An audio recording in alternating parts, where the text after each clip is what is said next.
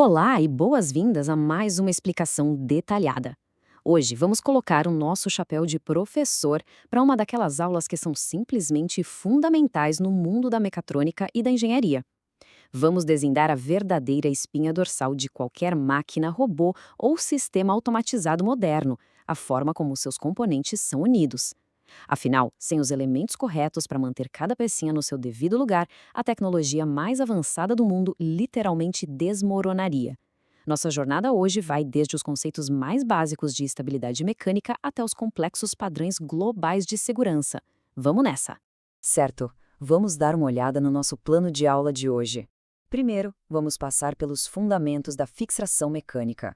Depois, vamos colocar frente a frente os fixadores permanentes e os temporários.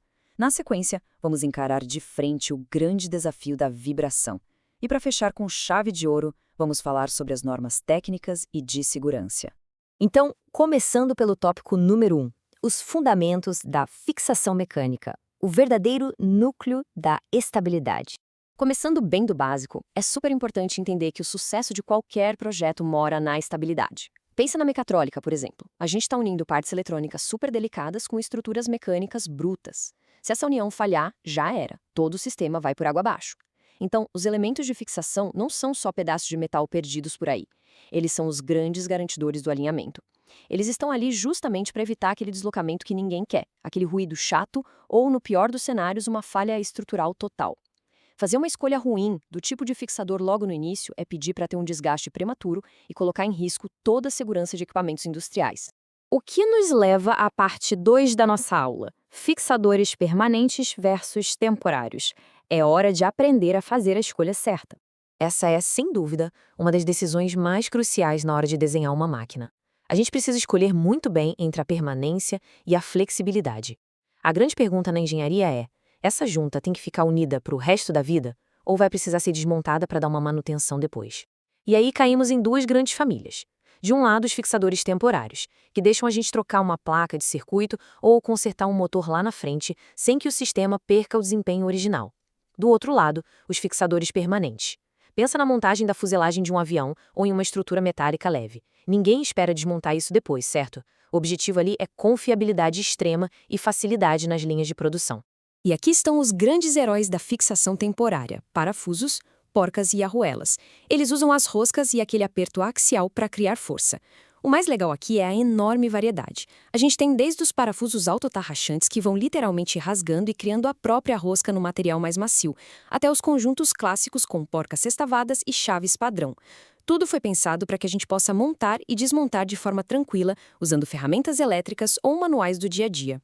Mas e quando a gente só consegue alcançar um ladinho da chapa? Pois é exatamente aí que entram os rebites, uma categoria clássica dos fixadores permanentes. E indústrias como a aeroespacial ou até na montagem daquele eletrodoméstico que temos em casa, a gente usa rebites maciços, tubulares ou aquele famoso rebite cego, o rebite pop. Eles salvam a vida quando o acesso à parte de trás da peça é fisicamente impossível ou muito difícil com ferramentas normais. Eles criam um elo definitivo.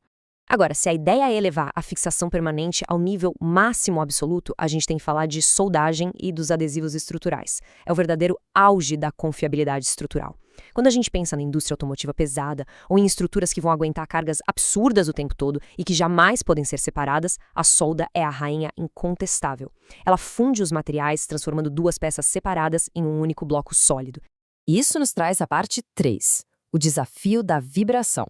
Vamos falar sobre como lutar contra esse grande inimigo de qualquer engenheiro.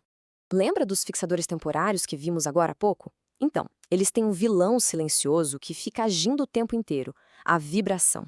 A vibração é o inimigo mortal das montagens e fica tentando constantemente afrouxar aquele parafuso que foi colocado com tanto cuidado. E para não deixar isso acontecer, a engenharia precisou criar algumas soluções geniais, como a porca autotravante com um anel interno e a famosíssima arruela de pressão. As duas servem para combater a vibração, mas possuem princípios mecânicos completamente diferentes. Vamos detalhar isso juntos, bem no estilo professor. A porca autotravante vem com uma inserção de nylon ou uma geometria super especial que praticamente morde a rosca do parafuso. Isso é espetacular para lugares com vibração extrema. Por outro lado, a arruela de pressão atua como se fosse uma mola cortada e torcida. Ela usa a resistência elástica para ficar empurrando a porca contra a rosca do parafuso, criando um atrito constante que não deixa o conjunto se soltar de jeito nenhum. E finalmente chegamos à nossa parte 4, normas técnicas e segurança. As verdadeiras leis da engenharia. Claro que fabricar todos esses componentes requer um conjunto de regras muito rígidas. Afinal, a engenharia não é só sobre sair encaixando peças. É garantir que tudo seja seguro e confiável em qualquer lugar do planeta. Por isso, a gente se apoia nas grandes normas técnicas mundiais. Aqui no Brasil, temos a ABNT e a NBR regulando as roscas métricas padronizadas em milímetros. Temos também a ISO, da Suíça, a norma DIN, da Alemanha, e a ANSI, lá dos Estados Unidos, que frequentemente guiam os sistemas em polegadas. São essas instituições gigantes que dizem exatamente quais devem ser as dimensões, os materiais e até os tratamentos de resistência adequados de cada peça.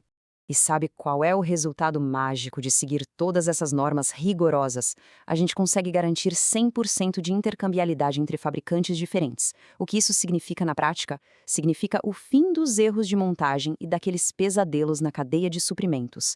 Um parafuso fabricado aqui no Brasil, seguindo a norma certinha, vai se encaixar perfeitamente em uma porca fabricada lá na Alemanha. E tem mais. Essas normas trazem um salto gigantesco na segurança geral do sistema.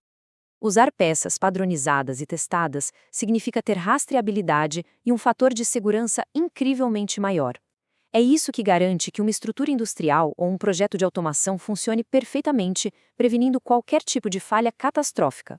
Mas existe aqui um aviso super importante da nossa aula. Ter a melhor peça normatizada não adianta absolutamente nada se a aplicação na hora da montagem for falha.